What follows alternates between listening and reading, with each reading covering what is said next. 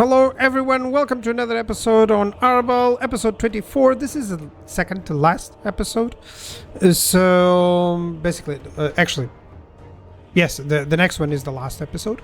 And we have a Ferric victory here against the bloodhost that I thought could be interesting, because this is one of those cases where you kind of have to make do with all the units of your bloodhost. You don't have anyone to come in and help you out. So I thought, why not? The basic plan, just envelop from all sides, especially with the hounds and the furies on all sides. And I'm actually lucky because the initial troops have some flyers that will completely be annihilated by my chaos furies. So yep, let's go versus them. Yeah, they're trying, but they either are not going to do anything or they're going to have to turn around and fight, which is a problem for them. And he has a lot of summons, by the way. That's impressive how fast he summoned and casted at the same time. So he has a summon of the Skink Priest. And my hounds are actually even attacking these spears because and the salamander, because they're just, you know, not protected by anyone else. So I thought, yeah, I can attack them. Oh, the salamander can actually push through. Look at that. All those dogs. Yeah. Yeah, but I'm sending in my furies now. And just in time as the enemy reinforcements arrive. And I thought this is going to be interesting because my units have yet to arrive. My frontline units have yet to arrive to the battle, so I have to withdraw my faster units. Gotta withdraw. Wait for the infantry to engage, and only then come back and engage with the hounds and with the furies. That's what I thought. Yeah, I have to do this. And I went versus the chameleon stalkers and the ancient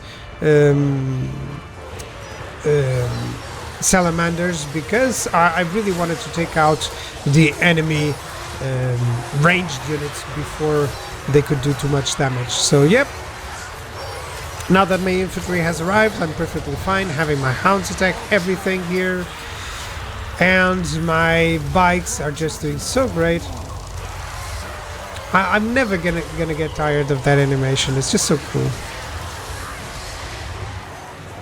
And all the while, these are Lizardmen. They are not going to break like any other army, so I gotta be careful with that. So when I sent them against, I thought, yeah, this is going to be a trouble. This is going to be trouble.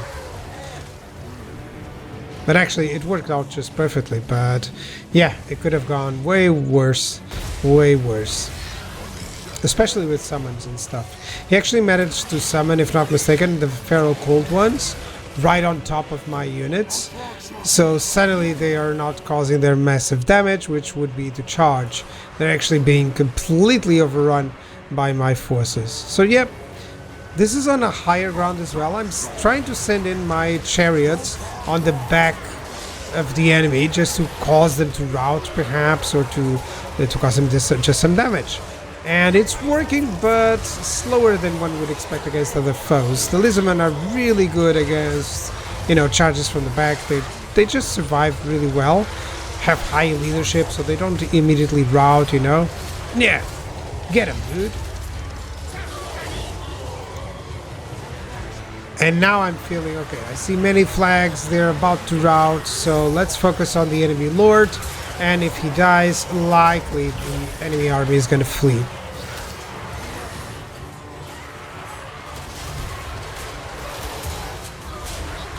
Go for it. That's it. 3 shots.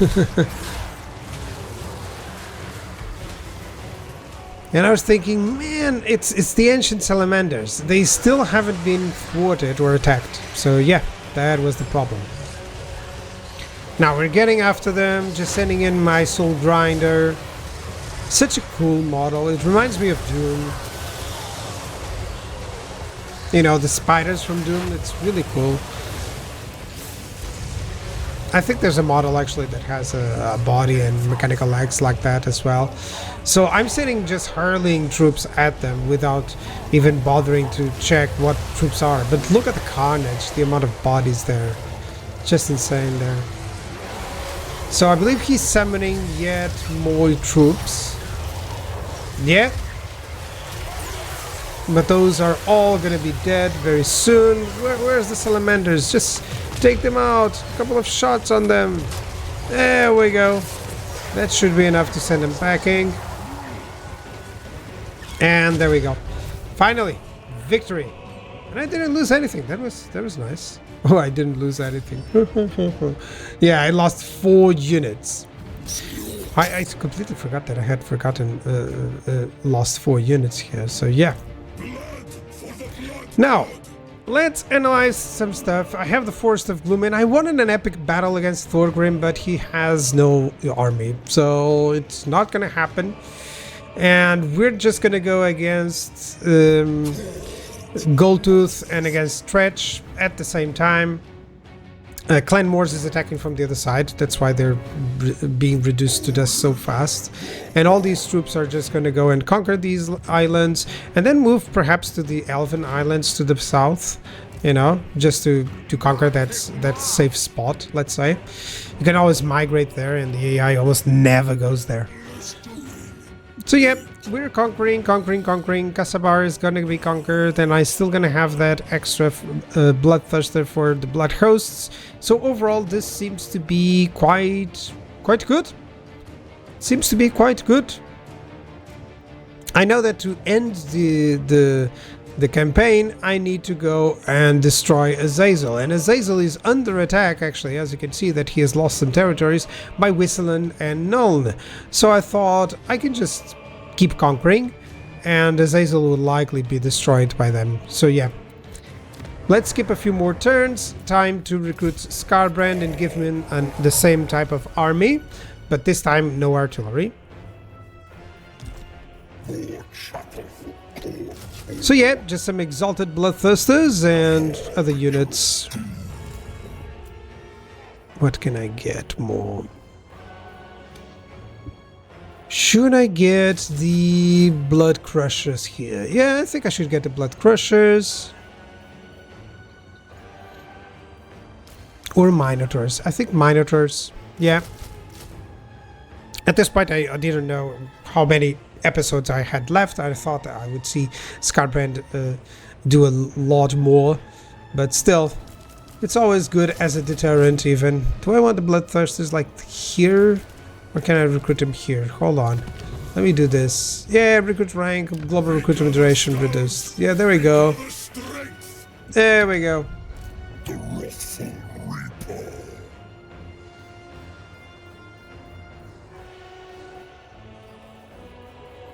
Yeah, the Minotaurs is looking good. And now 5 turns it's better. 5 turns it's fine. I can recruit other units in the meantime. Let me get some heroes, occultist. Yeah. Yeah, he's gonna be strong. There we go. And an exalted hero. I'm thinking, should I want that speed, melee defense, the charge bonus? Let's go with the melee defense, if not mistaken. Or the leadership aura, passive ability. I don't think so. I don't think so. No, let's go.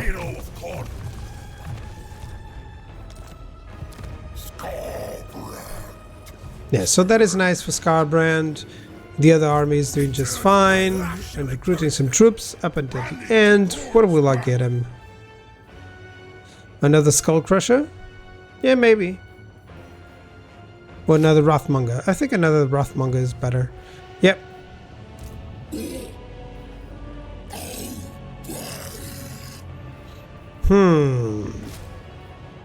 Yeah, Bloodthirster, that's for sure.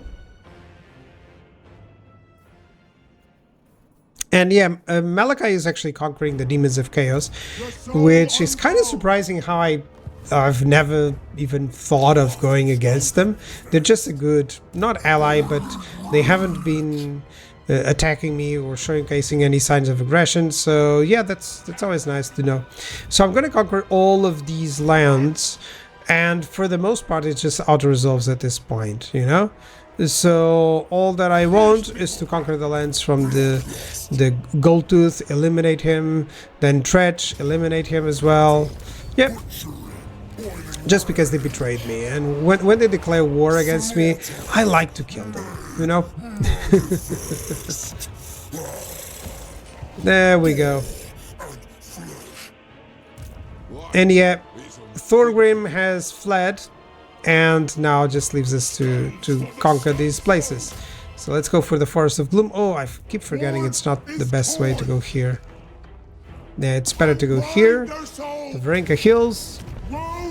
Out of that, sack so that I can get... Or let's raise. And now I actually go to the other side, and I can go into the Forest of Gloom. Yeah. There we go. I can decisive victory this one. Let me occupy or sack. There we go. Take it. I can get the Edict. I'm always getting the Edict for more income, even if I'm not producing anything. Unrivaled in any realm. Awaken chaos.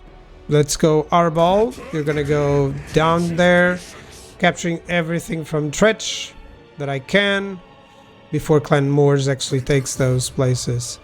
So I managed to get all these pyramids, and I'm thinking, should I conquer them or should I just, you know, wait for them to resurrect? And then I forget that I couldn't because I didn't have any places there. So yeah, I just raised the places and then I had to wait around for the turns so that I could colonize them. Yeah, that was kind of sad. But I was sending, you know, these are blood hosts, so I was thinking, yeah, there's no problem there.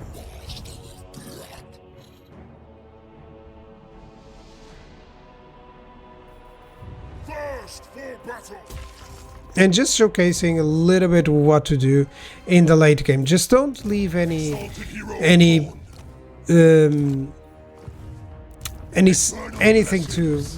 from moving, you know. If you want to maximize that, you know, you gotta really make sure that you keep going with recruiting, that you keep going with everything, because other than that, it can reach to the point where you really give up. And where I find myself, where I would give up, is that I wouldn't invest, you know, in getting my empire larger and getting my armies larger and getting more armies and stuff. And then suddenly I actually meet a problem in battle, and I'm like, oh, I don't have enough armies, and now I have to build them. You know, and now I have to recruit them. Now I have to get them to this position. If you're already doing that, then it helps you continuing that campaign without thinking, oh, it's better to just start a new one, you know? So just a little bit of a tip there. Never stop building those armies in the late game, especially because you're going to need to ensure that you'll be defending against all of these wars if they start declaring war on you because you're so powerful, you know? Because it's exactly what happened here. Because I'm so powerful, the enemy starts attacking and attacking and attacking and sending in armies and getting to war against me. And I need like 30, if I'm not mistaken, I have at one point 32 armies, which for turn 100, that's insane actually. That's how powerful Khorne is. And I'm not even the best player with Khorne. I'm just doing some, you know, a gentle playthrough if I can. You know, experimenting a little bit and stuff, trying it out and just having fun overall. But if you want to min-max as well, then definitely you can with Khorne. It's a great faction to do it.